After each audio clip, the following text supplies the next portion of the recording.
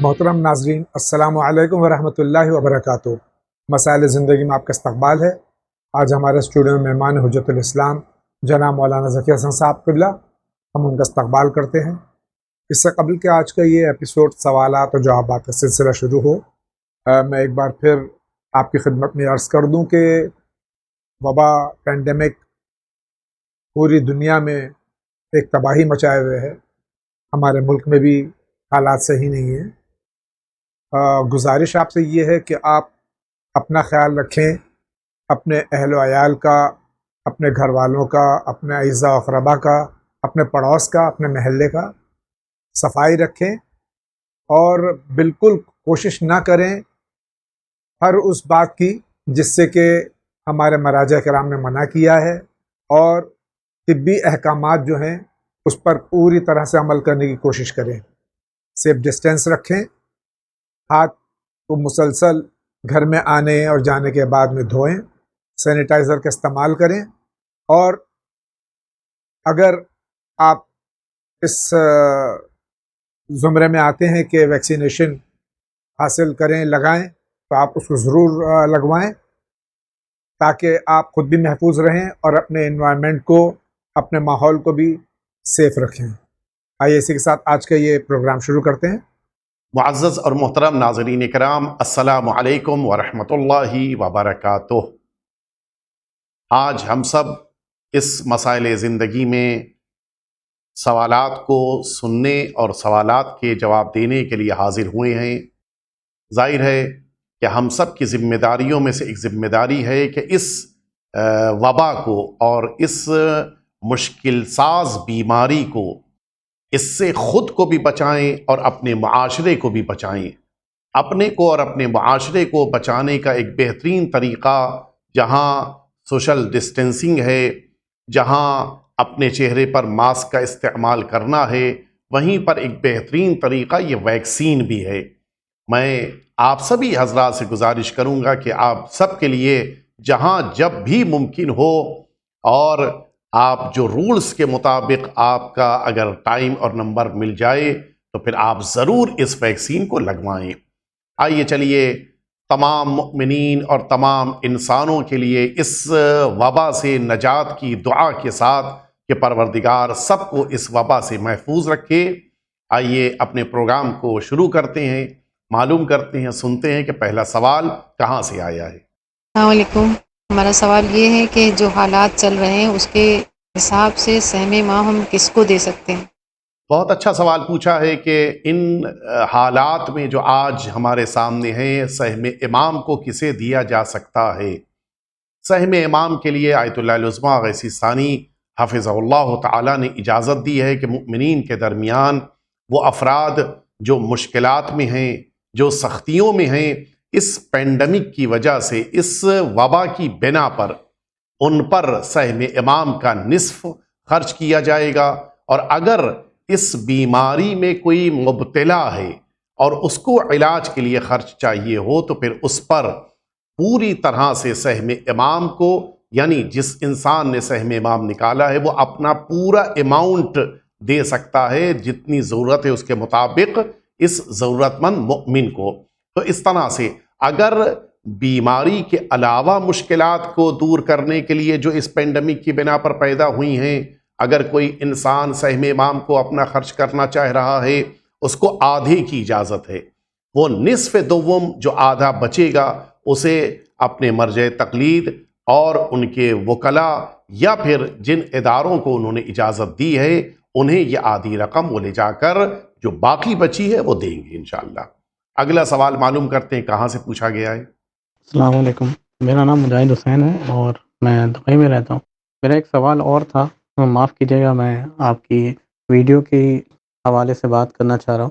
اس میں مولانا صاحب نے یہ بتایا ہے کہ جو ہے وہ آصف رضا علوی نے جو روایت پڑھی وہ مستند نہیں تھی۔ ایک تو سب سے پہلی بات یہ ہے کہ دیکھیے، ہم جتنے بڑے بھی عالم ہو جائیں، ہم اتنے بڑے عالم نہیں ہوتے کہ ہم ساری کتابیں پڑھ لیں، ٹھیک ہے؟ ایک تو بات یہ ہو گئی۔ دوسری بات یہ ہے کہ ہمارے پاس شہنشاہ حسین نقوی صاحب جو پاکستان کے ہیں، انہوں نے شیستانی صاحب سے اور خامنائی صاحب سے فتویٰ منگایا کہ عید کے دن اگر انسان ماتم کرنا چاہے اہل شیعہ ماتم کرنا چاہے تو وہ ماتم کر سکتا ہے یا نہیں؟ تو انہوں نے کہا جائز ہے، ٹھیک ہے۔ اگر کوئی چیز ہمارا مرجع کہہ رہا ہے کہ جائز ہے تو پھر ہمیں اس کے بارے میں بات کرنے کی یا ڈسکشن کرنے کی کیا ضرورت ہے؟ معاف کیجیے گا، میرا سوال تھوڑا سا ہو سکتا ہے آپ کے لیے نامناسب ہو، بٹ اس سے لوگوں کے بیچ میں کنفیوژن پھیلتا ہے کہ ہمارا مرجع یہ کہہ رہا ہے، ایک عالم یہ کہہ رہا ہے، ایسے ہی آپ دیکھ رہے ہیں کہ قوم کے کیا حالات ہیں۔ لہٰذا میں آپ سے معذرت کے ساتھ التجا کروں گا کہ جو ہے آپ اس ویڈیو کو یا تو ڈیلیٹ کروا دیجئے اور یا پھر اس کے رد میں کوئی ویڈیو بنوا دیجئے، تاکہ جو ہے لوگوں کو یہ پتہ چل جائے کہ ہاں بھائی مرجعوں کے فتوے یہ ہیں کہ اگر کوئی ماتم کرنا چاہتا ہے عید کے دن تو کوئی مسئلہ نہیں ہے، وہ ماتم کر سکتا ہے۔ وسلام۔ میں آپ کو ویڈیو کا ریفرنس بھی بھیج رہا ہوں۔ شہنشاہ حسین صاحب نے جو ویڈیو ان کی کلپ ہے مجلس میں، آپ ان سے شہنشاہ حسین صاحب سے ڈائریکٹ بات کر سکتے ہیں، انہوں نے وہ ویڈیو مجلس میں پڑھا ہے۔ میں آپ کو کلپ بھیجتا ہوں، یہ ویڈیو ہے اور اس میں انہوں نے یہ بات کہی ہے۔ اب آپ بتائیے کہ بندہ کس پہ بھروسہ کرے، کس سوری ٹو سے بٹ ہم کو مجبوراً یہ کہنا پڑنا۔ ہمارے برادر نے دبئی سے یہ بات پوچھی ہے کہ یہ جو ایک سوال پوچھا گیا تھا بنگلور سے کہ عید کے دن سرکار امیر المؤمنین حضرت علی ابن ابی طالب علیہ الصلاۃ والسلام کا 10واں منایا جائے اور اس کے مقابل عید نہ منائی جائے، اور پھر اس کے جو لوازمات ہیں کہ جو شاید ہمارے برادر دبئی میں رہتے ہیں ان کو علم نہیں ہے کہ بعض افراد اس عنوان سے عید کو ترک کرتے ہیں، نماز عید کو چھوڑ دیتے ہیں، حتیٰ وہ سیرت اور سنت جو اہل بیت اطہار کی عید کے دن تھی کہ وہ اچھا لباس، سفید لباس، عمدہ لباس استعمال فرماتے تھے، اس سیرت کو چھوڑتے ہوئے سیاہ لباس پہنتے ہیں امیر المؤمنین علیہ الصلاۃ والسلام کے 10ویں کے طور پر۔ ہمارے برادر نے یہ سوال پوچھا کہ ہمارے پڑوسی ملک میں مولانا شہنشاہ حسین نقوی صاحب کے جو ہمارے حوض علمیہ قم کے ابتدائی زمانے سے دوست اور ساتھی رہے اور مسلسل ان سے ہمارا رابطہ آج تک ہے، میں ان کی ویڈیو کو جیسا کہ ہمارے برادر نے بھیجا کہ جس میں انہوں نے ہمارے اس وقت کے یعنی موجودہ دور کے 2 بزرگ مراجع کرام آیت اللہ العظمیٰ سید علی سیستانی حفظہ اللہ تعالی، آیت اللہ العظمیٰ سید علی خامنائی حفظہ اللہ تعالی، ان 2 بزرگوں کا انہوں نے ریفرنس دیا کہ ان 2 بزرگوں نے اس تاریخ یعنی عید کے دن ماتم اور ذکر امام حسین کی اجازت دی ہے۔ ہمارے برادر نے یہ سوال پوچھا کہ یہ دونوں آمنے سامنے الگ الگ جواب دکھائی دے رہے ہیں۔ میں اب یہاں سے اپنے اس سلسلے میں اپنی وضاحت کو آپ کی خدمت میں عرض کروں۔ سب سے پہلی بات تو میں اپنے بھائی سے یہ کہنا چاہوں گا کہ مجھے نہیں پتا کہ جناب آصف رضا علوی صاحب نے کیا کہا، اور جیسا کہ ہمارے برادر نے کہا کہ آصف رضا علوی صاحب نے کوئی روایت پیش کی کہ جس کا انکار کیا گیا، میں نہیں جانتا، مجھے نہیں علم ہے اس بیان میں آصف رضا علوی صاحب کے کسی بیان کا تذکرہ نہیں آیا ہے۔ وہ سوال پوچھنے والے نے بنگلور سے سوال پوچھا ہے اور اس کا جواب انہیں دیا گیا ہے کہ 10واں امیر المؤمنین علیہ الصلاۃ والسلام کا یہ منایا جائے یا شوال کی پہلی تاریخ کو عید منائی جائے۔ اب یہاں پر اگر آپ غور فرمائیں، میں 2-3 باتیں پہلے ہی واضح کر دوں۔ جہاں تک سرکار امیر المؤمنین حضرت علی ابن ابی طالب علیہ الصلاۃ والسلام کی ولایت اور امامت کا تقاضا ہے اور ولایت اور امامت کی بات ہے، میں یہ عرض کر دوں کہ میں ہی نہیں بلکہ تمام عالم شیعیت، تمام علماء کرام، تمام مراجع کرام اور یہ ہمارا پورا ون ٹیم کا عملہ، یہ سب سرکار امیر المؤمنین علیہ الصلاۃ والسلام کی ولایت اور امامت کو ایمان کا جز مانتے ہیں، ایمان کی بنیاد مانتے ہیں۔ امیر المؤمنین کی ولایت کے بغیر انسان کا کوئی بھی عمل قابل قبول نہیں ہے۔ یہ سب ہم لوگ اپنے عقیدے میں نہ صرف شامل کیے ہیں بلکہ اس کو پائبندی کے ساتھ قبول کرتے ہیں، اس لیے کہ ہمارے پاس معتبر روایتیں ہیں کہ امیر المؤمنین کی ولایت کے بغیر کوئی بھی عمل قابل قبول نہیں ہوگا۔ دوسری بات، امیر المؤمنین علیہ الصلاۃ والسلام کی ولایت اور امامت کا تقاضا یہ ہے کہ امیر المؤمنین کی اس طرح سے ولایت مانی جائے کہ امیر المؤمنین کے ہر قدم کو اپنی زندگی کے لیے نقش قدم بنا لیا جائے، اور امیر المؤمنین کی ہر نصیحت کو اپنی زندگی میں ضروری قرار دیا جائے۔ یہ دوسری بات۔ تیسری بات میں عرض کر دوں اپنے برادر کے لیے کہ یہ جو امیر المؤمنین کی 10ویں کے عنوان سے ایک عید کے دن یہ بات کہا جائے کہ یہ بات کہی جائے کہ امیر المؤمنین کا 10واں مناتے ہوئے سیاہ لباس پہنے جائیں، عید نہ منائی جائے، عید کی نماز نہ پڑھی جائے، اس کی گفتگو ہے کہ آیا عید کے دن عید منائی جائے یا امیر المؤمنین کا 10واں منایا جائے۔ اس سلسلے میں جس موقع کے اوپر آیت اللہ العظمیٰ آغا ثانی حفظہ اللہ تعالیٰ سے استفتاء کیا گیا، استفتاء موجود ہے، اور اس وقت آپ کے ٹی وی اسکرین کے اوپر بھی یہ استفتاء پیش کیا جا رہا ہے، آپ خود ملاحظہ فرما لیں۔ ہمارے مرجع تقلید نے یہ فرمایا ہے کہ یہ عید کا دن ایسا دن ہے کہ جس دن ہمیں سیلیبریٹ کرنا ہے، خوشی منانی ہے، اور عید کو چونکہ سیرت اہل بیت اطہار ہے، لہٰذا اس عید کے دن ہم سب کو عید کے طور پہ منانا ہے۔ یہ ہوئی ہماری چوتھی بات۔ پانچویں بات میں عرض کر دوں کہ جہاں تک عید کے دن ذکر امام حسین کی بات ہے، کہ جیسا کہ ہمارے برادر ارجمند مولانا شہنشاہ نقوی صاحب نے بھی بیان کیا، عید کے دن ذکر امام حسین سب کہتے ہیں کہ ہونا چاہیے، اور اسی لیے ہر مرد مومن نماز عید پڑھنے کے بعد سرکار سید الشہداء امام حسین کی زیارت پڑھتا ہے، مستحب مؤکدہ ہے۔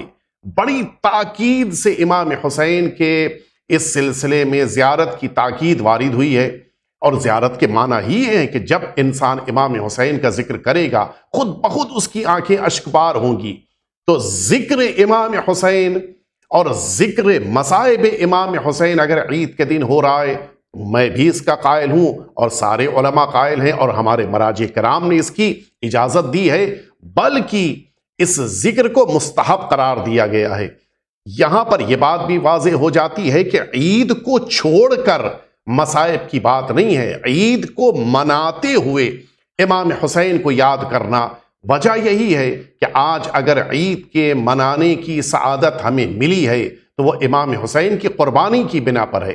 اگر آقا نے سرزمین کربلا پر اسلام کو نہ بچایا ہوتا، نہ آج عید ہوتی، نہ آج ماہ مبارک رمضان کے روزے ہوتے، نہ آج قرآن مجید ہوتا، نہ آئندہ آنے والی یہ عید قربان ہوتی، یہ ساری عیدیں نہیں ہوتی اگر امام حسین کی قربانی نہ ہوتی۔ لہٰذا عید کا دن ہونے کے ساتھ ساتھ ہمیں امام حسین کو یاد کرنا ہے، یہ بھی ایک فیکٹ ہے۔ آئیے میں آخری بات کی طرف چلوں۔ یہ جو سرکار امیر المؤمنین کے 10ویں کے عنوان سے گفتگو کی جا رہی ہے، تو میں نے اتفاقاً اپنے دوست جو کہ ہمارے پرانے ساتھیوں میں دوستوں میں ہیں اور ان کی کرم نوازی ہے کہ جس موقع کے اوپر مہلت اور موقع مل جاتا ہے ہم لوگ آپس میں گفتگو بھی کر لیتے ہیں، اگرچہ زمینی طور کے اوپر ہم لوگ ایک دوسرے سے دور ہیں۔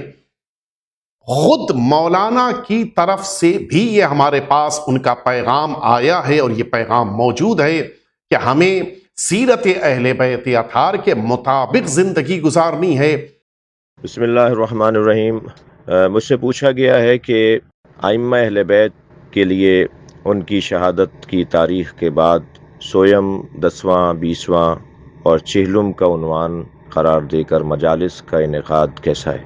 تو بہت واضح بات ہے کہ ان عناوین کے ساتھ ائمہ اہل بیت کی تاریخوں کو خود ائمہ اہل بیت نے اور اصحاب ائمہ اہل بیت نے منعقد نہیں کیا، اور ہمارے پاس کوئی ریکارڈ ایسا نہیں ملتا جس میں امام حسین علیہ السلام سید الشہداء شہداء کربلا علیہ السلام کے علاوہ 40 کا 40 کا عنوان کسی اور امام معصوم سے منسوب ہو۔ لہٰذا شیعہ اسے کہتے ہیں، محب اہل بیت اسے کہتے ہیں کہ جو ائمہ کے طور طریقوں کو اور ان کے بتائے ہوئے دستورات کو اور ان کے مطابق زندگی گزارتا ہو اور ان کی پیروی میں اور ان کی اطاعت میں رہتا ہو۔ امید کرتا ہوں کہ ان مسائل کو پیچیدہ کرنے کے بجائے اطاعت معصومین اور اتباع معصومین کی روش کو مضبوط بنایا جائے گا۔ شہنشاہ حسین مکھوی۔ سیرت اہل بیت اطہار میں سب سے پہلے سرکار سید الشہداء امام حسین کے 40ویں اور چہلوں کا تذکرہ ملتا ہے، 40 کا تذکرہ۔ بقیہ ائمہ اطہار چاہے واقعات کربلا سے پہلے شہید ہوئے ہوں یا واقعات کربلا کے بعد، بقیہ ائمہ اطہار کے لیے اور کوئی عنوان 10ویں 20ویں یا چہلم کے عنوان سے ذکر نہیں ملتا ہے۔ البتہ ذکر مصائب امیر المؤمنین میں کوئی مشکل نہیں، بلکہ ہونا چاہیے، لیکن اس کے یہ معنی نہیں ہے کہ اس ذکر کے لیے کوئی اور عبادت، کوئی اور اللہ کی طرف سے دیے گئے حکم کو چھوڑ دیا جائے۔ ذکر امیر المؤمنین کی جہاں تک بات ہے تو آپ اس بات سے واقف ہیں کہ خود ذکر امیر المؤمنین عبادت ہے۔ ذکر علی عبادہ، امیر المؤمنین کا تذکرہ خود عبادت ہے، وہ چاہے عید کے دن ہو یا بقرعید کے دن ہو یا کسی موقع پر بھی ہو۔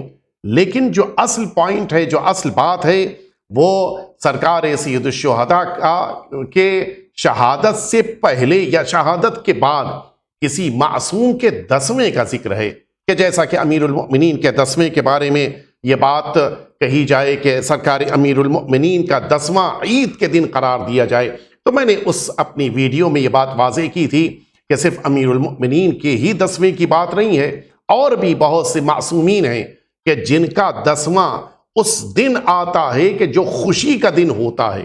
تو پھر اس طرح سے اگر ہم سارے معصومین کے سلسلے میں یہی روش کو اختیار کریں گے تو پھر ہمارے لیے بہت سارے موقعوں پر مشکل ہوگی۔ اور ایک بات میں نے اس میں واضح کی تھی، سیرت اہل بیت اطہار یہ ہے کہ عید کے دن خوشی منعقد کی۔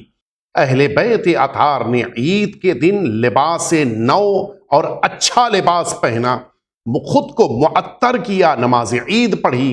تو اب سیرت اہل بیت اطہار کا تقاضا یہ ہے کہ ہم سب بھی نماز عید میں شرکت کریں، ہم سب بھی لباس اچھا پہنیں، معطر ہو کے نماز میں شرکت کریں اور عید کا دن سیلیبریٹ کریں۔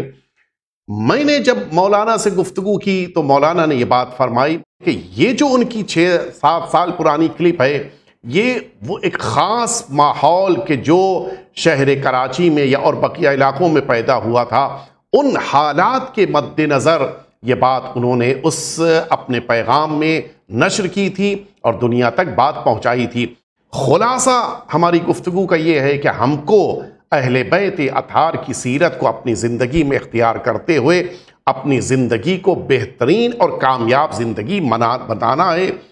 لیکن یہ اختلافات اگر قوم میں اس طرح سے پیدا ہو رہے ہوں کہ ایک اچھی خاصی جماعت لوگوں سے الگ ہٹ کر ایک نئے عنوان کے ساتھ کوئی عمل انجام دے، تو پھر ان نوجوانوں، ان بھائیوں، ان دوستوں سے گفتگو کر کے ان کے ساتھ بھی مل کر عید منانے کی ضرورت ہے۔ پروردگار عالم ہم سب کو عید کے موقع پر اور اسی طرح سے آنے والی بقرعید کے موقع پر اور پھر اس سے بڑی عید یعنی غدیر کے موقع پر ہم سب کو اہل بیت اطہار کی اس خوشی میں شامل ہوتے ہوئے اللہ کے حکم کے مطابق خوش ہونے کی اور اللہ کی عبادتیں کرنے کی توفیق عنایت فرمائے۔ السلام علیکم، میں گجرات بھاؤ نگر سے بول رہی ہوں۔ میرا سوال یہ ہے کہ آج کل جوان موتیں بہت ہو رہی ہیں، تو کیا جوان شوہر مر جائے اور گھر میں نہ ہو تو عدت کا مسئلہ مجھے پوچھنا ہے، کیا عدت اپنے میں واجب ہے یا نہیں، اور واجب ہے تو کیسے کرنی چاہیے عدت، کیونکہ گھر میں اس کے کوئی نہ ہو اور عورت ہو اکلی، 2 عورتیں ہیں گھر میں اکلی بالکل، اور مر گئے شوہر، تو اب گھر میں عورت عدت کرے یا نہ کرے، اس کا مسئلہ مجھے اس کا مسئلہ صحیح سے بتاؤ۔ ہماری بہن نے یہ بات پوچھی ہے کہ اگر شوہر کا انتقال ہو جائے تو کیا خاتون عدت گزارے، یہ عدت رکھنا ضروری ہے، پہلی بات۔ دوسری بات پوچھی ہے کہ کیا عدت کے دوران گھر کے باہر جا سکتی ہے۔ اگر شوہر کا انتقال ہو جائے تو عدت وفات 4 مہینہ 10 دن خاتون کے لیے ضروری ہے۔ ان 4 مہینے 10 دنوں کے درمیان اسے زینت نہیں کرنی ہے اور غیر ضروری کاموں کے لیے گھر سے باہر نہیں جانا ہے، لیکن ضروری کاموں کے لیے دوا لینے جانا ہے، مثلا اپنے کسی کام کو انجام دینے کے لیے جانا ہے، بچوں کے لیے آذوقہ فراہم کرنا ہے یا بازار سے سامان کے جو ضروری ہے اسے خرید کے لے کے آنا ہے، تو ان سارے کاموں کے لیے اس عدت کے دوران جانے اور ان ضروری کاموں کو انجام دینے کی اجازت ہے، اس میں مشکل نہیں ہے۔ تو عدت وفات کی یہ معنی نہیں ہے کہ گھر کے باہر قدم نہیں رکھے جائیں گے، گھر میں رہنا ہے، لیکن ضروری کاموں کے لیے 4 مہینہ 10 دن کے دوران آپ باہر جا سکتی ہیں۔ اگلا سوال سنتے ہیں کیا کہاں سے آیا ہے۔ السلام علیکم۔ آپ کے پروگرام میں یہ دیکھا تھا اپنا نماز وحشت کے بارے میں، صدقہ دینا چاہیے بول کے، صدقہ دینے نہ ہوا تو نماز وحشت۔ ایسا تو ہم لوگ نماز وحشت تو ہر مرحوم کے پڑھ رہے ہیں ہر روز۔ اب تو آپ کو پتہ ہے نا، اپنے جو وبا میں جتنے مومن تو بہت سارے مومن گزر رہے ہیں، کے لیے ہر روز نماز وحشت کا خبر پڑھ رہا ہے۔ لیکن یہ صدقہ ہے، صدقے کے ساتھ خمس جو ہے، کفن کا خمس نکالنا چاہیے نا، اس کا طریقہ کیا؟ اگر کفن ہے، کفن اگر ہم لوگ خرید رہے ہیں نا، اس کا خمس نکالنے کا، یا کوئی لا کے دے رہے ہیں تحفے کی طرف سے، مطلب ہدیہ کر رہے ہیں، کفن کا خرچہ وہ لوگ اٹھا رہے ہیں، اس کا نکالنے کا ہے، یا جیسا کہ ابھی کربلا کا کفن لے کے آ رہے ہیں، کوئی کربلا کا کفن لے کے آگے دے رہے ہیں، یا ہم لوگ خود خرید رہے ہیں۔ تو یہ جو خمس کا ابھی تک تھوڑا سمجھ میں نہیں آ رہا، اس کا کچھ تفصیل بتائیں گے تو بہت مہربانی ہوگی آپ لوگ کی۔ شکریہ، خدا حافظ۔ ہمارے بھائی نے 2 بات پوچھی ہے۔ پہلی بات یہ دریافت کی ہے کہ کسی کے انتقال کے موقع پر نماز وحشت کو پڑھنا اور صدقہ دینا، یہ دونوں کام کیسے ہیں؟ نماز وحشت بھی پڑھی جائے اور صدقہ بھی دیا جائے، پہلی بات۔ اور جیسا کہ انہوں نے کہا کہ آج کے دور میں موت کی خبریں زیادہ آ رہی ہیں، تو کوشش کی جائے کہ جس کی بھی خبر موت ملے اس کے لیے انسان صدقہ بھی دے اور کوشش کرے کہ نماز وحشت بھی پڑھ لے۔ دوسری بات یہ پوچھی ہے کہ اگر انسان کے پاس کفن رکھا ہوا ہے اور اس کفن کو استعمال نہیں کیا گیا، یہاں تک کہ خمس کی تاریخ بھی آ کر گزر گئی، تو اب اس کفن پر بھی خمس واجب ہے۔ یہ جو خمس واجب ہے اس کا طریقہ کیا ہے؟ اگر آپ بقیہ رقم کے اوپر خمس نکال چکے ہیں، اس کو تھوڑی سی توجہ دے لیں تاکہ بات واضح ہو جائے۔ اگر بقیہ رقم جو آپ کے پاس تھی ان سب پہ خمس نکل گیا ہے، تو اب وہ جو کفن جس رقم میں خریدا گیا ہے اس مقدار میں آپ کو خمس دینا ہے۔ مثلا 500 روپے کا اگر کفن خریدا گیا تو آپ کو 100 روپے خمس کے دینے ہیں، یہ پہلی صورت۔ لیکن اگر کوئی ایسا شخص ہے کہ جس نے بقیہ رقم پر خمس نہیں دیا ہے، تو اب ایسے انسان کو 500 روپے جو کفن کے ہیں رقم کے، اس پر صرف خمس نہیں دینا ہے، بلکہ یہ رقم جو آپ خمس کی شکل میں دینے جا رہے ہیں اس پر بھی خمس نکل جانا چاہیے، جو تقریباً اب آپ کے لیے یہ 630 روپے کے آس پاس بنتے ہیں۔ تو اب یہ 630 روپے پر 1/5 آپ کو خمس دینا ہے، تاکہ کفن بھی پاک ہو جائے اور جس رقم سے آپ نے کفن کا خمس دیا ہے وہ بھی رقم پاک ہو۔ تو یہ توجہ رہے کہ یہ الگ الگ 2 میٹر ہیں۔ اگر ہمیشہ خمس نکالتے رہے ہیں تو صرف کفن کی رقم پر خمس ہے، اور اگر خمس اپنے رقم کے اوپر نہیں دیا ہے تو کفن کی رقم اور جتنی مقدار میں خمس کی رقم دینے جا رہے ہیں اس کو ملا کر مجموعی طور پہ خمس نکالیں گے اور اس کو پھر مستحقین تک پہنچائیں گے۔ اگلا سوال لے لیتے ہیں، کیا پوچھا گیا ہے؟ السلام علیکم ورحمۃ اللہ وبرکاتہ۔ میں نے بھائی آپ کو ایک میسج کیا تھا، مختلف وائس میسج کیا تھا میں نے واٹس ایپ پہ، تو اب میں لگاتار کئی ایپیسوڈ دیکھ رہی ہوں رمضان شریف میں دیکھ نہیں پائی تھی، تو میں لگاتار دیکھ رہی ہوں۔ ایک سوال کا جواب تو مجھے مل گیا تھا، جو میں یہ کہتا ہے کہ امت محمدیہ کے بارے میں کہتا ہے کہ بے سب مسئلہ دعا کرنا ان کے لیے، اس کا جواب تو مولانا نے دے دیا تھا، الحمدللہ آپ کا بہت بہت شکریہ۔ دوسرے سوال کا جواب مجھے نہیں مل پایا، وہ اصل میں وجہ وہ یہ تھا کہ دوسرا سوال میرا سوال پہلا سوال تو اس میں یہی ہے کہ جیسے ون چینل پہ ہم مقصد یہ خمس بھیج رہے ہیں مثال کے طور پہ، تو اس میں ہمیں یہ لکھنا پڑے گا سہم امام اور لکھنا پڑے گا اس کے لیے، یا پھر ہمیں اس کی ضرورت نہیں ہے، خالی خمس لکھ دیں؟ ہماری بہن نے یہ بات پوچھی ہے کہ اگر ہم ون چینل کو خمس بھیج رہے ہیں تو صرف یہ لکھ دینا کہ خمس ہے یہ کافی ہے، یا یہ بھی لکھنا ہوگا کہ سہم امام ہم بھیج رہے ہیں؟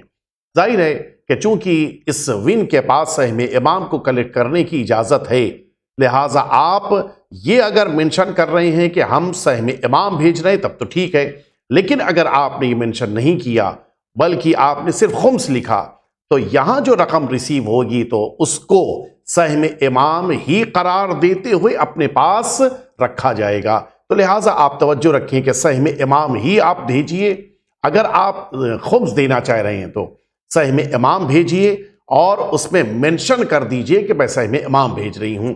البتہ سہم سادات بھی اگر آپ بھیج رہی ہیں تو یہ خمس کی سہم سادات کی رقم کو لے کر ان مستحقین تک پہنچاتا ہے کہ جو اس سہم سادات کے مستحق ہیں۔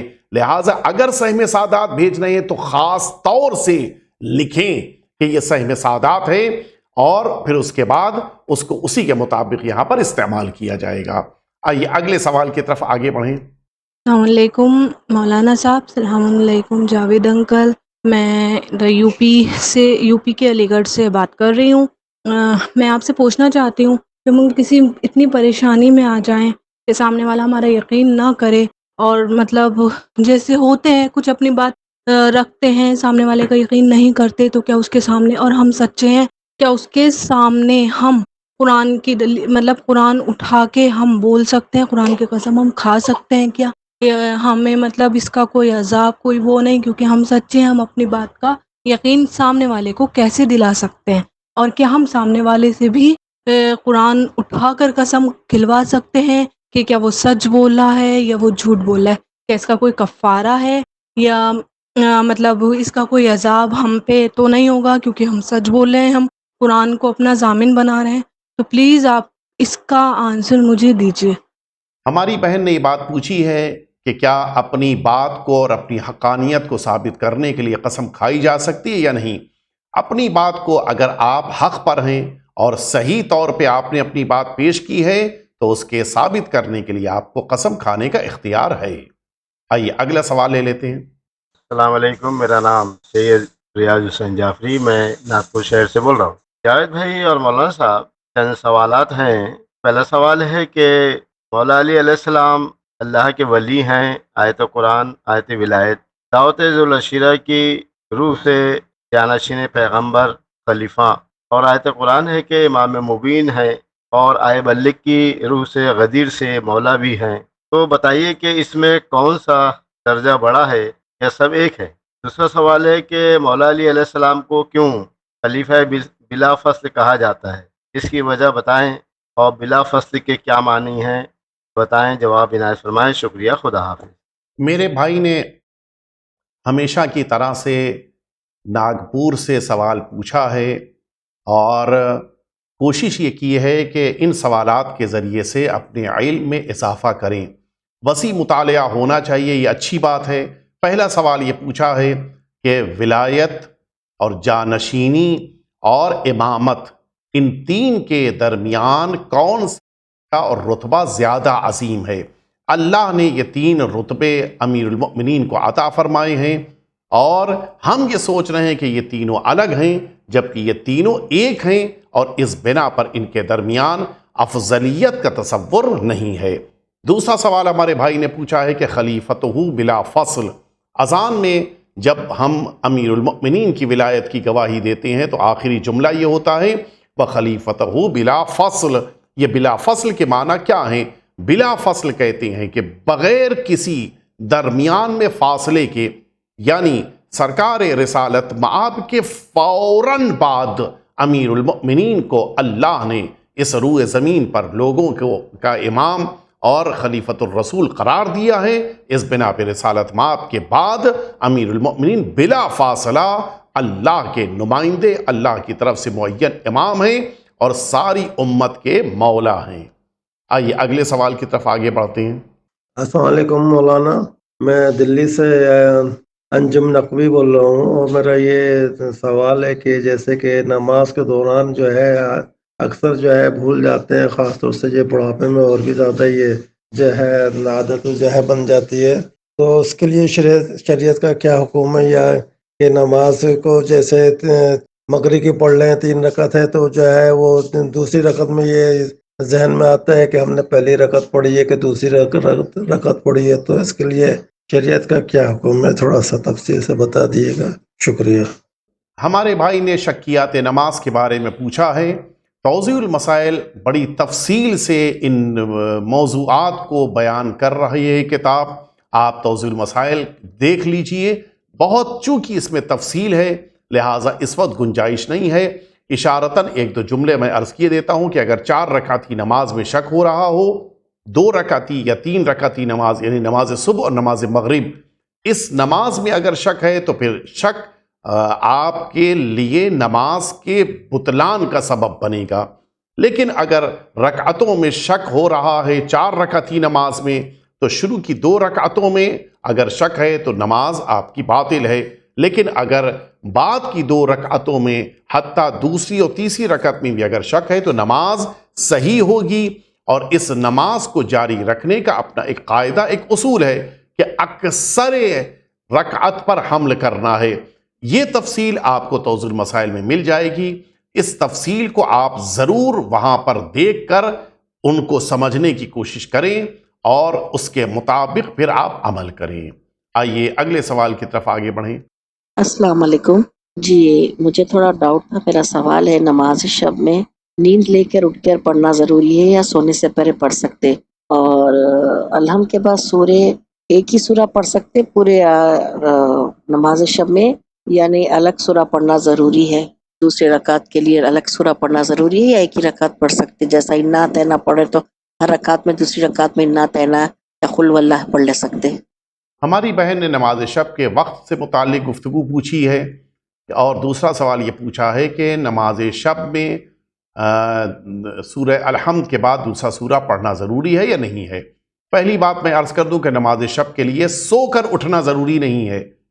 कोई भी इंसान अगर रात भर जाग भी रहा है मिसाल के तौर पर, वो भी नमाज सुबह से पहले नमाज शब को पढ़ेगा और फिर उसके बाद नमाज सुबह पढ़नी है। लेकिन कोई इंसान अगर ऐसा है कि जो नमाज शब को उसके वक्त पर नहीं पढ़ सकता, तो अब उसके पास इख्तियार है, वो चाहे तो नमाज शब को पढ़कर सो सकता है। रात में ही सोने से पहले नमाज शब को अगर पढ़ लिया है तो ये भी नमाज शब बड़ा रुतबा और दर्जा रखती है। दूसरा सवाल ये पूछा है कि नमाज शब में सूरह अलहम्द के अलावा दूसरा सूरा पढ़ना हर रकात में ज़रूरी है या ज़रूरी नहीं है। हर रकात में दूसरा सूरा पढ़ना ज़रूरी नहीं है। इंसान चाहे तो पढ़ सकता है, अगर वक्त की तंगी है या कोई और मजबूरी है तो सिर्फ सूरह अलहम्द ही पर किफ़ायत करते हुए वो रुकू में जा सकता है। अगला सवाल ले लेते हैं, कहाँ से पूछा गया है। अस्सलाम वालेकुम मौलाना साहब, जावेद भाई, मैं लखनऊ से बोल रही हूँ। मेरा नाम हिना रिजवी है। मेरा सवाल ये है, मेरी दादी की कमर में दर्द रहता है, वो बैठ कर नमाज और कुरान नहीं पढ़ पाती हैं, मतलब खड़े होकर नमाज नहीं पढ़ पाती हैं, बैठ कर नमाज पढ़ती हैं, और वो पारे और दुआएं जो पढ़ती हैं वो लेट कर पढ़ती हैं। तो मौलाना साहब आप ये बताइए कि क्या वो जो पारे पढ़ती हैं लेट कर, जोशन कबीर, जोशन सगीर और भी पारे जो वो लेट कर पढ़ती हैं, क्या वो भूल है या नहीं है? प्लीज़ जावेद भाई मौलाना साहब मेरे सवाल का जवाब दें। अस्सलाम वालेकुम वरहमतुल्लाहि व बरकातुहू। हमारी इस बच्ची ने पूछा है कि इनके ख़ानदान की बुज़ुर्ग चूँकि बैठ कर कुरान मजीद और दुआएं नहीं पढ़ सकती हैं, लेट कर पढ़ती हैं, तो क्या उनका इस तरह से लेट कर दुआएं और कुरान मजीद पढ़ना सही है? हाँ, बिल्कुल सही है और उनको इसका मुकम्मल अज्र भी मिलेगा। जावेद भाई अस्सलाम वालेकुम, मैं रिजवाना यूपी से, डिस्ट्रिक्ट फर्रुखाबाद। मेरा सवाल यह है कि बीवी सैयदा का रोज़ा तामीर ना होने की वजूहात क्या हैं?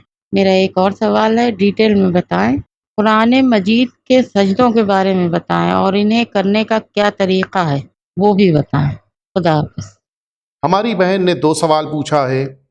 पहला सवाल ये पूछा है कि जन्नतुल बकी में जनाब सिद्दीक़ ताहिरा हज़रत फ़ातिमा ज़हरा सलवातुल्लाहि व सलामुहु अलैहा के रोज़े मुबारक को मुनहदिम किया गया और अहले बैत अतार बकिया 4 इमामों के रोज़ों को भी मुनहदिम किया गया, तो उसकी क्या दलील और उनके पास इसका क्या प्रूफ था? मुतअद्दिद दलीलें, तकरीबन 3 दलीलें उन्होंने बयान की थी जो तीनों बातिल हैं। पहली दलील उनके इन वहाबी फ़िरक़ों ने यह बयान की थी कि चूँकि जन्नतुल बकी मौकूफ़ा है और वक्फ़ पर इमारत होने की बिना पर नए जनाज़ों को दफ़न नहीं किया जा पा रहा है, इस बिना पे जन्नतुल बकी की इमारतों को मुनहदिम कर दिया गया, हरम को ज़मीन बोस कर दिया गया, जबकि गलत है। अहले बैत अतार की ये मुक़द्दस बारगाहें یہ دار و عقیل میں، یعنی جناب عقیل جو امیر المؤمنین کے بھائی ہیں، ان کے گھر میں یہ ساری ہستیاں دفن ہوئی ہیں. تو اگر اہل بیت، یہ تو پوری دنیا اہل بیت اطہار کی ہے، لیکن وہ گھر، وہ زمین جو ان کی پرسنل ہے، اس میں دفن کیے گئے اہل بیت اطہار کے بارے میں کوئی کیسے یہ کہہ سکتا ہے کہ یہ زمین وقف ہے اور اس بنا پر یہاں پر کوئی عمارت نہیں ہو سکتی. دوسری دلیل انہوں نے پیش کی ہے ان وہابیوں نے کہ امیر المؤمنین نے یہ فرمایا ہے کہ اگر کوئی قبر بلند ہو تو اس کو منہدم کر دیا جائے. بالکل باطل حدیث ہے، اس لیے کہ ایسی کوئی حدیث اہل بیت اطہار کی زبان اطہر سے جاری نہیں ہوئی ہے. اگر امیر المؤمنین سے یہ حدیث صادر ہوئی ہوتی تو کم از کم وہ افراد کے جو امیر المؤمنین کی ولایت اور امامت کو صحیح شکل میں مانتے ہیں، ان کے وہاں یہ روایت ہونی چاہیے تھی. یہ روایت ان کے وہاں نہیں ہے. دوسری بات، اس روایت کے راویان اتنے غیر معتبر ہیں کہ خود برادران اہل سنت نے ان کی روایتوں کو تسلیم نہیں کیا ہے. تیسری بات، روایت کے جو معنی بیان کیے جاتے ہیں وہ غلط معنی بیان کیے جاتے ہیں. امیر المؤمنین نے اوبر کھابڑ خبروں کو برابر کرنے کی بات کہی ہے. امیر المؤمنین کی اگر وہ حدیث صحیح ہے تو امیر المؤمنین نے قبروں پر موجود ان قبوں کو منہدم کرنے کے بارے میں حکم نہیں دیا ہے.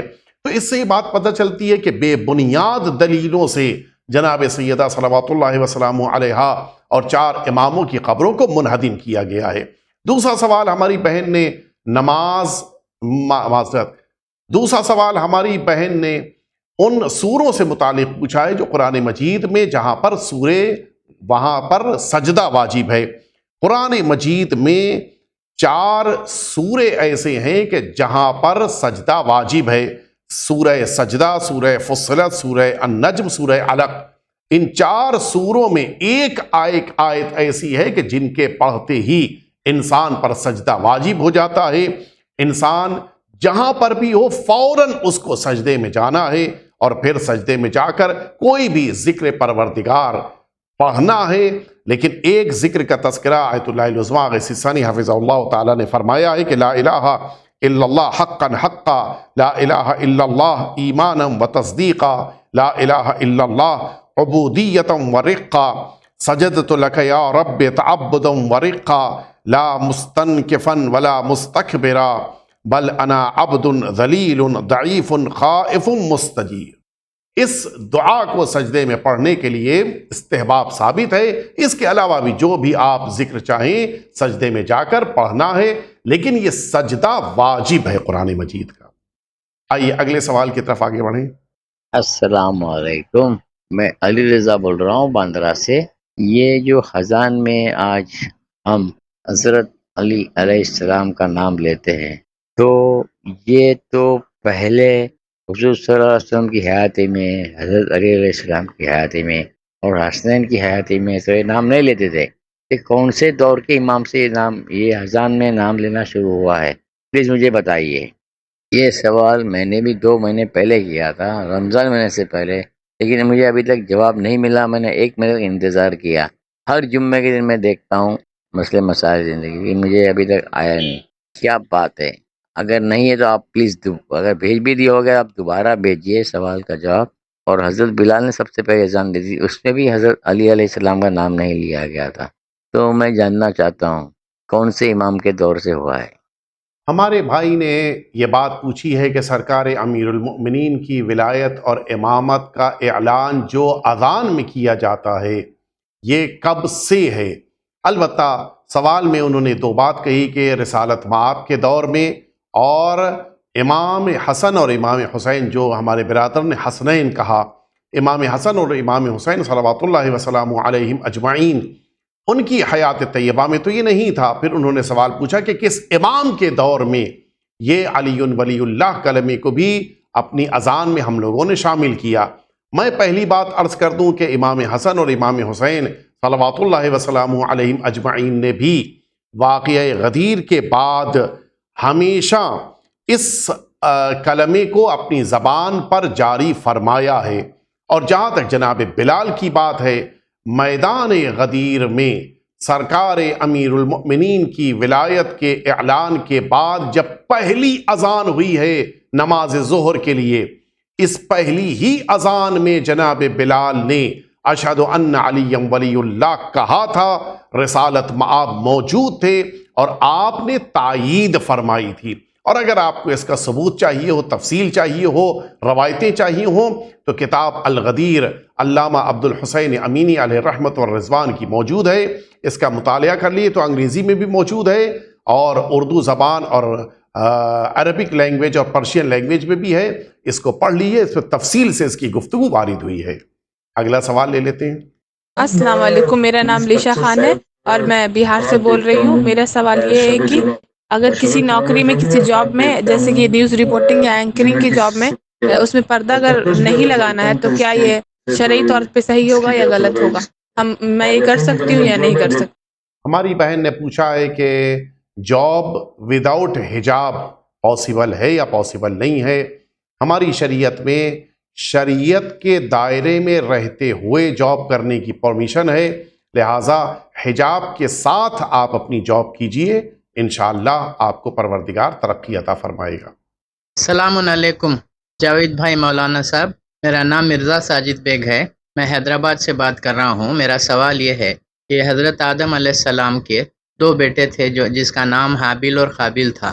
तो हाबिल को काबिल ने कत्ल किया और बाद में फिर जो इंसान की जो नस्ल चली है काबिल से चली है, यानी काबिल से चली है या कोई और बेटे थे हज़रत आदम अलैहिस्सलाम की जिससे बनी नौ इंसान की नस्ल चली है? इसकी वजाहत कीजिए। मैं बहुत बहुत शुक्रगुजार होऊंगा आपका और चैनल विन का जवाब देने के लिए। बहुत बहुत शुक्रिया। खुदा हाफिज़। हमारे भाई ने पूछा है कि क्या इंसान की नस्ल काबिल के ज़रिए से आगे बढ़ी जबकि वो कातिल थे?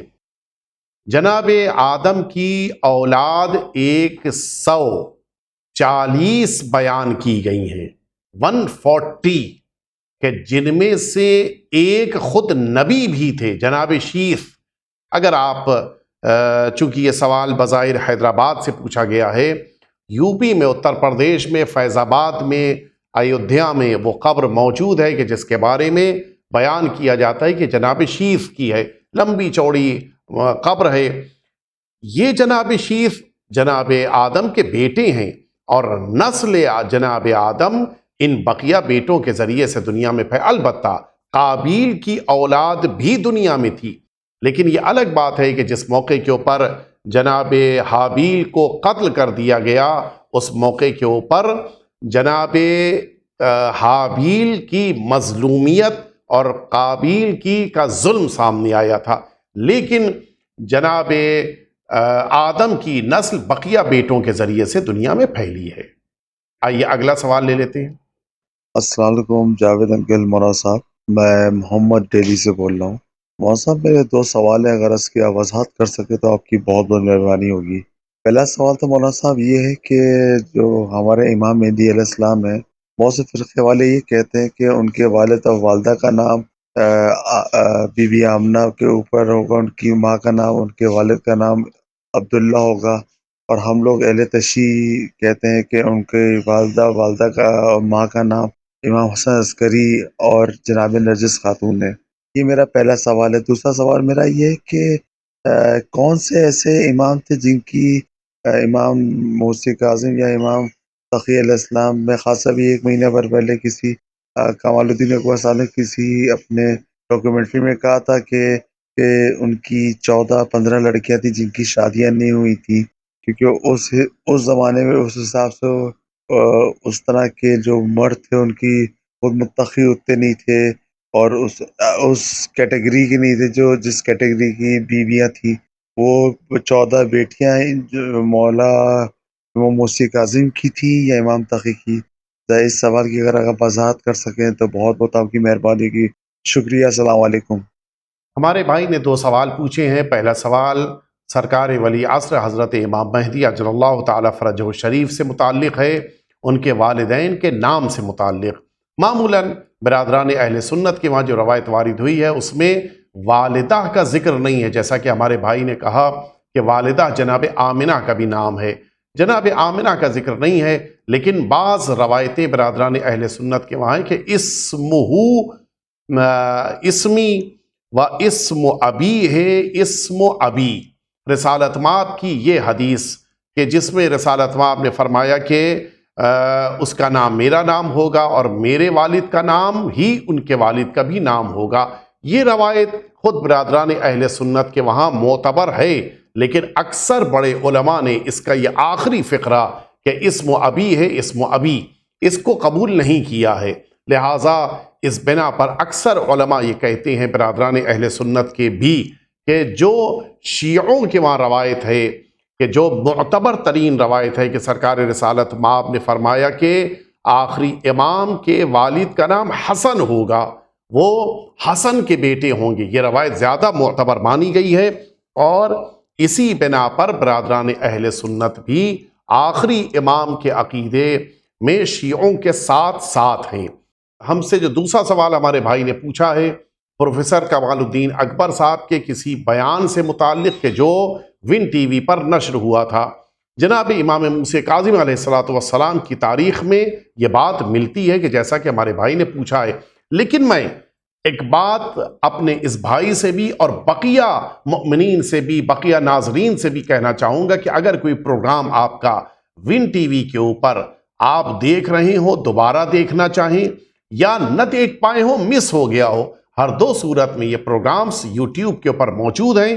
آپ یوٹیوب کے اوپر جا کر اس پروگرام کو چاہیں تو مس ہونے کی بنا پہ پہلی بار دیکھ لیں، یا اگر پسند آنے کی بنا پہ آپ اس کو دوبارہ دیکھنا چاہیں تب بھی دیکھ سکتے ہیں۔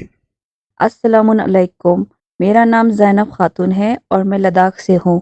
مولانا صاحب سے میرا یہ سوال ہے، کیا ہم اپنے روزے کا فطرہ ون چینل کو دے سکتے ہیں؟ السلام علیکم ورحمۃ اللہ وبرکاتہ۔ ہماری بہن نے پوچھا ہے کہ روزے کا فطرہ کیا ون کو دیا جا سکتا ہے؟ ہو سکتا ہے کہ ہماری بہن کی مراد ماہ مبارک رمضان کے بعد جو عید آتی ہے اس وقت دیا جانے والا فطرہ ہے، شاید یہ مراد ہو، یا شاید مراد ہو سکتی ہے کہ روزے کا کفارہ، یا تیسری مراد ہو سکتی ہے کہ روزے کا فدیہ۔ یہ تین چیزوں کے بارے میں ہو سکتا ہے کہ ہماری بہن نے پوچھا ہو۔ ان تینوں کو آپ چینل ون کو نہیں بھیج سکتے، نہ ماہ مبارک رمضان کے بعد آنے والی عید کا فطرہ دے سکتے ہیں آپ، نہ ہی کفارہ دے سکتے ہیں، نہ فدیہ دے سکتے ہیں۔ یہ تینوں غریب مستحق جو مسکین ہیں، ان کا جو مؤمنین ہیں، ان کا یہ حق ہے ان تک پہنچانا ہے۔ آئیے اگلا سوال لے لیتے ہیں۔ مولانا صاحب جاوید بھائی السلام علیکم۔ مولانا صاحب مجھ کو ایک سوال یہ کرنا ہے آپ سے کہ پچھلے ایپیسوڈ میں آپ نے بتایا تھا کہ وحشت قبر آپ 3 دن بعد بھی پتہ چلے تو آپ پڑھ سکتی ہیں، تو کچھ لوگ یہ کہتے ہیں کہ وحشت جو ہوتی ہے یہ تو سمجھو پہلی رات کو کہتے ہیں کہ جس دن مردہ دفن ہوتا ہے اس کے کچھ گھنٹے کے بعد سمجھے کہ ان کا حساب کتاب شروع ہوتا ہے، تو اس کے اوپر وحشت طاری ہونا جو ہوتی ہے تو اس کی دور کرنے کے لیے انسان کو پہلی رات کے دن پڑھنا چاہیے۔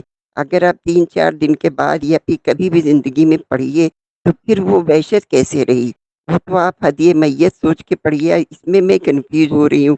میں نے سوچا میں پھر آپ کو زحمت دوں اور آپ سے پوچھوں کہ آپ اس بات کو واضح میں کر دے کہ وحشت قبر کہتے ہیں لوگ نا کہ بس مردہ جب دفن ہو گیا تو بس مغرب کے وقت آپ نماز کے بعد وحشت قبر پڑھیں، کیونکہ کچھ گھنٹوں کے بعد مولا علی تشریف لاتے ہیں اور سوال جواب ہوتے ہیں، اسی لیے میں پوچھ رہی ہوں آپ سے۔ لوگ کہتے ہیں تیجا جب ہوتا ہے تو وحشت قبر کے بارے میں تو نہیں ہوتا ہے کہ آپ نماز پڑھیے، 3 دن ہو جاتے ہیں، تیجے کی مجلس ہوتی ہے، پھر ایسے ہی 40ویں کی ہوتی ہے، تو وحشت کو وہ کہتے ہیں کہ یہ تو پہلی رات کی مردے کے اوپر میں ظاہر ہوتی ہے، سمجھیے میں نے اس کے اوپر ہوتی ہے وحشت، تو اسی لیے وحشت قبر پہلی رات کے ہی دن پڑھنا چاہیے۔ تو اس کو آپ مجھے واضح طور پر بتا دیجئے کہ کیا ہے، میں پہلی رات ہی پڑھ سکتی ہوں صرف، یا پھر اگر میں 3 دن کے بعد یا پھر اس طرح سے ہدیہ میت سوچ کے میں کبھی بھی پڑھ دوں تو وہ وحشت قبر کے حساب سے کہلائے گا؟ یہ آپ مجھے بتا دیجئے۔ بہت بہت شکریہ آپ جواب دینے کا مولانا صاحب، خدا حافظ۔ ہماری بہن نے یہ بات پوچھی ہے کہ کسی بھی میت کے لیے نماز وحشت جو پڑھی جائے گی وہ کب پڑھی جائے گی؟ انتقال کے بعد آنے والی پہلی رات جو زندہ افراد کی پہلی رات ہے وہ نماز وحشت کا وقت ہے، اور اسی بنا پہ मैयत के लिए रात तो शुरू, रवायत की लफ्ज़ें हैं, मैयत की रात तो दफन होते ही शुरू हो जाती है। कामत लैलतो भी आया है, कामत क़ियामतो भी आया है, दोनों लफ्ज़ें आई हैं। तो मैयत की रात तो शुरू हो जाती है दफन होते ही, इधर पटरे लग गए, कब्र में अंधेरा हुआ और रात आ गई। लेकिन अब जिंदा अफराद के लिए जैसे ही रात आएगी, उन अफराद के लिए नमाज वहशत वाजिब होती है, मुस्तहब होती है, और ये नमाज वहशत इन अफराद के लिए पहली रात आने पर पढ़ना है। लेकिन मिसाल के तौर के ऊपर एक ऐसा इंसान के जिसका इंतकाल इंडिया में हुआ, जब दफन किया गया तो यहाँ के ऊपर तो रात थी, लेकिन वो मुल्क के जहाँ पर उसके चाहने वाले या उसके अज़ा रह रहे थे, मसलन अमेरिका में, उस वक्त सुबह थी। अब उनकी जब रात आएगी तब तक दफन को मसलन 12-15 घंटे हो चुके होंगे, लेकिन अब ये 12-15 घंटे आने के बावजूद अब जब रात आई है, उन लोगों के लिए कि जो नमाज वहशत पढ़ना चाहते हैं उनको नमाज वहशत पढ़नी है। आइए अगले सवाल की तरफ आगे बढ़ें। अस्सलाम वालेकुम मौलाना, मेरा सवाल आपसे ये है कि हमारे वालिद साहब ने 2 शादियां की, दोनों हमारी वालदाएँ गुजर गई हैं, वालिद साहब भी गुजर चुके हैं, सौतेली वालदा के कोई औलाद नहीं। तो हम जो मग़फ़िरत वालिदैन की नमाज पढ़ते हैं, क्या हम इसका सवाब अपनी सौतेली माँ को भी पहुँचा सकते हैं? इसका मुझे जवाब दे दीजिए, बहुत बहुत गुजारिश है। हमारे भाई ने पूछा है कि नमाज हदिया वालिदैन में क्या अपनी सौतेली माँ को भी शामिल कर सकते हैं? यकीनन, अगर उन्होंने आपकी परवरिश की है, तरबियत की है, तो आप उनको भी इस नमाज में शामिल कर सकते हैं। मोहतरम नाजरीन, जा रहे हैं एक बहुत ही मुख्तसर से ब्रेक पे, लेकिन आप कहीं नहीं जाइए, अभी हाजिर होते हैं।